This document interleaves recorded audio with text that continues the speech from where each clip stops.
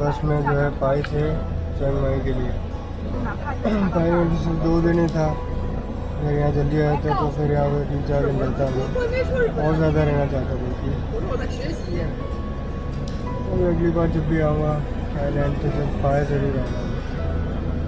अभी चिंग माई से फिर से मैं वैन करके जाऊँगा चिंग राई के लिए, और फिर वहाँ पे शायद 1-2 दिन रहूँगा और फिर वापस बैंकॉक।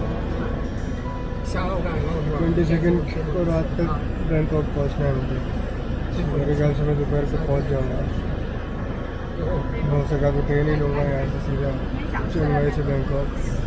और अभी थोड़ा सा लेट हो गया था।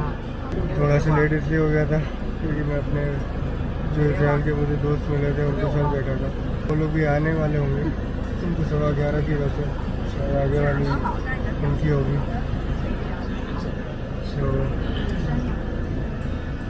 मेरी 11 बजे की है तो अभी आ गया। फिर से आपको रास्ते का वीडियो दिखाऊंगा, पहले आते वक्त तो दिखाया नहीं होगा लेकिन अभी आसानी से दिखा पाऊँगा क्योंकि मैंने इस बार आगे वाली सीट ली।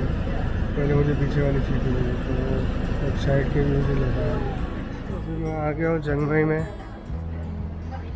बराबर टाइम से छोड़ा है वैन ने, लाइक 2 बजे का टाइम था, अभी 1:50 ही हुआ है। सब यहाँ से आते आते पीछे एक टेंपल दिखा मुझे, हिंदू टेंपल।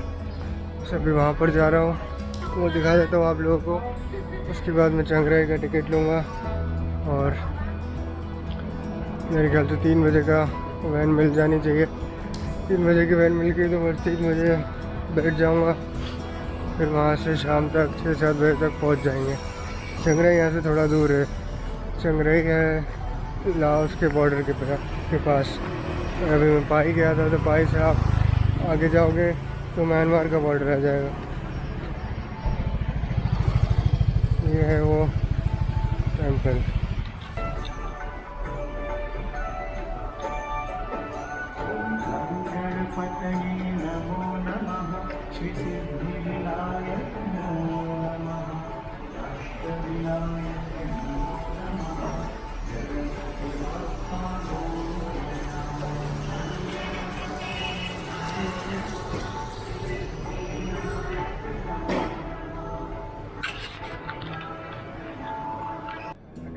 चिंग राई के लिए चिंग माई से बस लिया, 180 बाट का टिकट है। वैसी वाली वैन नहीं है, ये पूरी बस है। विंडो सीट मिल गई। थोड़ा बहुत खाना खा लिया तो लंच तो हो गया मेरा। 30 बात में लंच हो गया। 180 बाट की टिकट है, ये टिकट है और साथ में लगेज के लिए दिया है। इंटरसिटी चार्टर्ड बसेस वैसी ही बस है ये।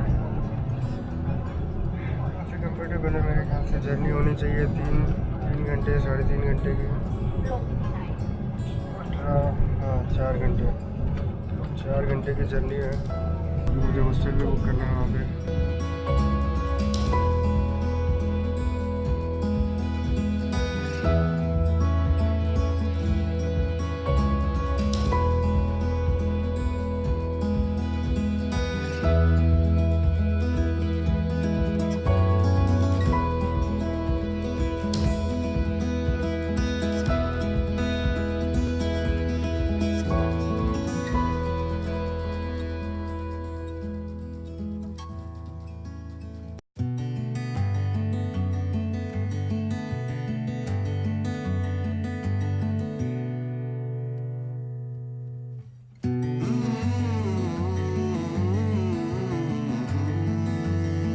आ गया हूँ चिंग राई में। बस स्टेशन से बाहर निकलते थे बहुत बड़ा मार्केट है, वो क्रॉस करके पूरा अभी आया तो अभी कैमरा अब चालू किया मैंने।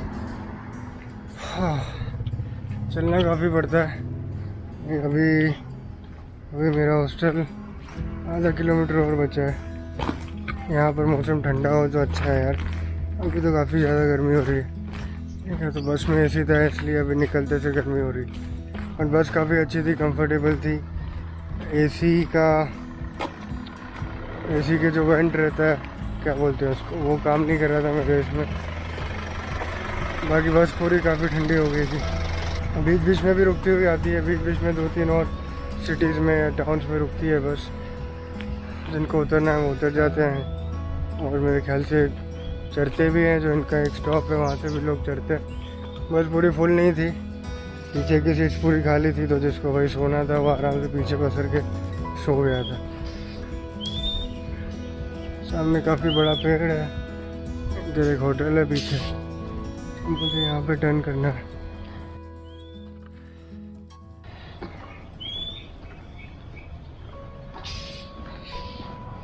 अभी ये हॉस्टल मैंने आज ही बुक किया है, जो भी सबसे सस्ता मिल रहा था वो मैंने बुक किया। और ये वाला हॉस्टल अच्छा होना चाहिए, रिव्यूज़ तो काफ़ी अच्छे थे।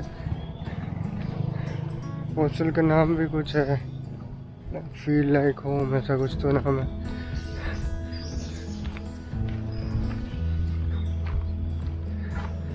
और यार चिंग माई और पाई का जो एक्सपीरियंस था वो तो मैं हमेशा याद रखूँगा। अभी मैं भले ही साउथ थाईलैंड में नहीं जा पाया हूँ, आइलैंड्स वगैरह नहीं देखे, लेकिन जो चीज़ मैंने यहाँ एक्सपीरियंस करी है वो वहाँ पे नहीं कर पाता। अभी मेरे स्टे से ज़्यादा 2 दिन वैसे ही मैंने एक्सटेंड करवा लिया था। एक दिन कल का जो मैंने रैंडमली दूसरा हॉस्टल बुक किया वो, और एक चिंग माई में मैं जो एक दिन बुक किया था। अब मेरा प्लान ऐसा चल रहा है कि चिंग माई से बैंकॉक तक मैं ओवरनाइट बस या ट्रेन ले लूँगा और सोते सोते जाऊँगा, सुबह बैंकॉक पहुँच जाऊँगा, या तो फिर कोई दोपहर में पहुँचाते बैंकॉक ऐसी कोई ट्रेन है तो वो ले लूँगा। तो मेरी फ़्लाइट रात की है, जब तक क्या करूँगा भाई उधर, वहाँ ज़्यादा घूमने से तो रहा मैं। अब बैंकॉक में गर्मी इतनी कि घूमने की भी इच्छा नहीं होती बिल्कुल भी। यहाँ पे मौसम काफ़ी अच्छा है, यहाँ के रास्ते काफ़ी अच्छे थे, पूरे रास्ते में पहाड़ ही पहाड़ भाई, समझ ही नहीं आ रहा कौन सा पहाड़ कहाँ चालू हो रहा है कहाँ ख़त्म हो रहा है। बहुत सारे पहाड़ थे। और ये मेरे ख्याल से चिंग माई तो छोटी जगह है, लेकिन पाई से बड़ी जगह है। सो पाई में तो मुझे उतरते से ही ढेर सारे फॉरेनर्स दिख गए थे, टैक्सी उधर थी नहीं, तो उतरते से मुझे वहाँ पे लिफ्ट मिल गई थी। मैं बैठा नहीं गाड़ी पे, लेकिन एक बंदा आया, उसने पूछा भाई where are you going, where is your hostel, I can drop you. फिर मैंने देखा तो पास में ही था, तो मैंने लिया नहीं हॉस्टल, शायद मैंने पहले भी बताया ही। और दूसरी चीज़ ये है कि यार इतने इनके एकदम गांव का एरिया है, ये छोटे टाउन है, कैपिटल से इतने दूर है, फिर भी जो इन लोगों का ट्रैफिक है, ट्रैफिक सेंस बहुत अच्छा है। मेरा हॉस्टल आसपास ही है, कहीं एक टर्न और लेना है। यहाँ पर शायद मैं गाड़ी रेंट करूँगा, या तो फिर एक टूर बुक कर लूँगा, 1 डे टूर या हाफ डे टूर, क्योंकि ये सिटी थोड़ी बड़ी है, तो फिर मेरे ख्याल से एक्सप्लोर करने में टाइम लगेगा। मेरे पास टाइम है नहीं। 17 तारीख हो गई है और 22 को रात को मुझे बैंकॉक एयरपोर्ट पे पहुंचना है। अभी एक टर्न और लेना है।